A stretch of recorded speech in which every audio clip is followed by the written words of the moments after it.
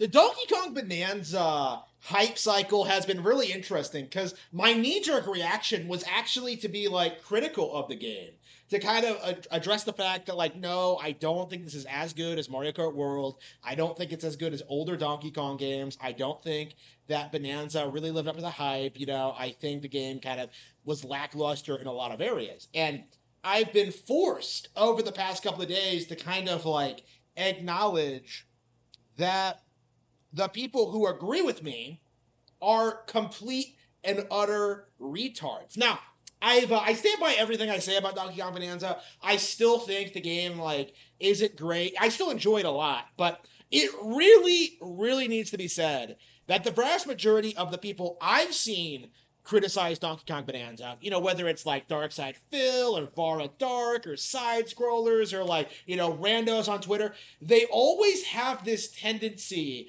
to go back to the same thing. Nintendo Switch 2 only has 2 games. Hey, genius. You can go on the eShop right now and find dozens and dozens of games. But wait a minute, like, those aren't exclusives. Those are ports from other consoles. Those are available on Xbox, PlayStation, and PC. Yeah.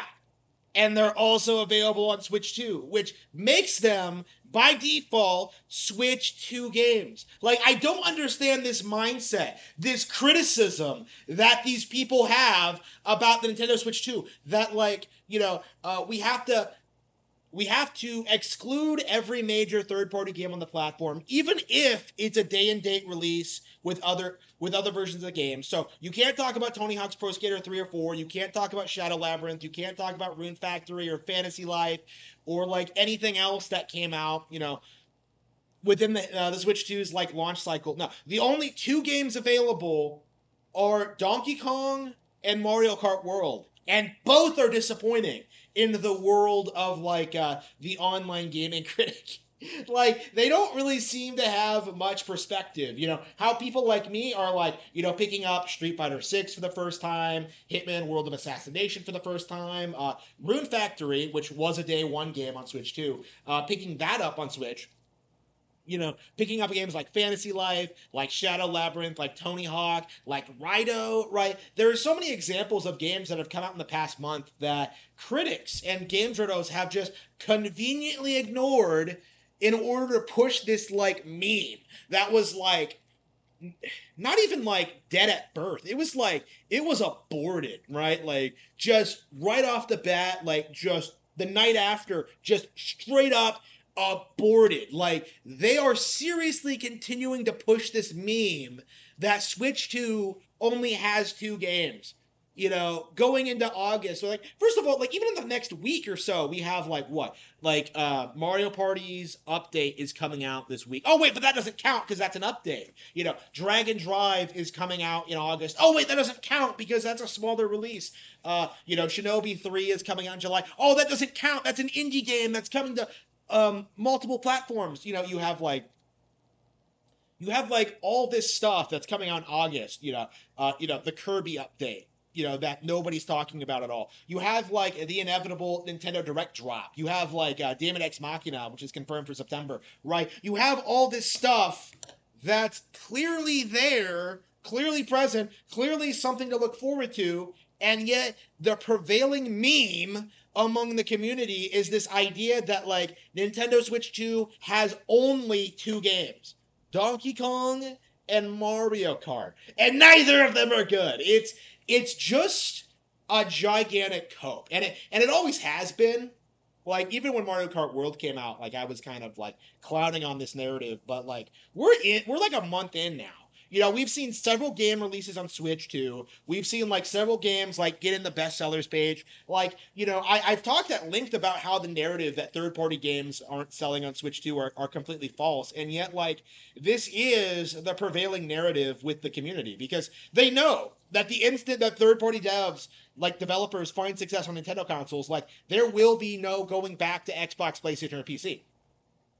The only reason anybody cared about these platforms ever was because of this idea that they were the cool, mature platforms for mature gamers that had Grand Theft Auto and COD.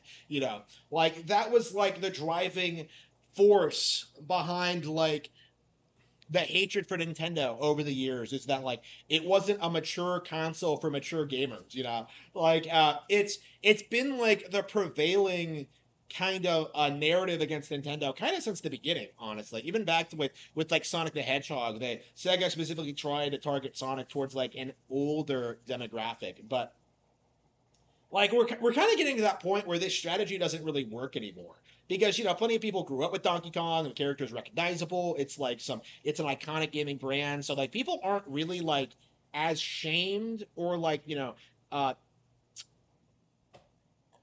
or pushed away from like classic Nintendo franchises the way they were in like the 90s or whatever. You still see a little bit of that when it comes to like newer Nintendo games like ARMS, Xenoblade, Fire Emblem, and things of that nature. But like, when it comes to like the really iconic stuff like Donkey Kong, this stuff is like iconic video game like nonsense. Okay, like you're not ever going to downplay Donkey Kong.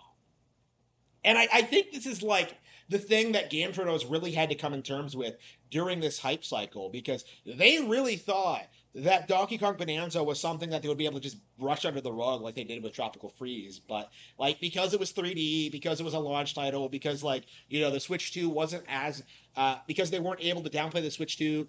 There were a lot of reasons for this, but like because of everything Nintendo did, they weren't able to damage control Bonanza, and so they're kind of left sitting there, like trying to gaslight you into thinking it's one of only two games. And that's like the big draw against it. Like, well, it's a good game, but like when you're finished with it, there's nothing else to play.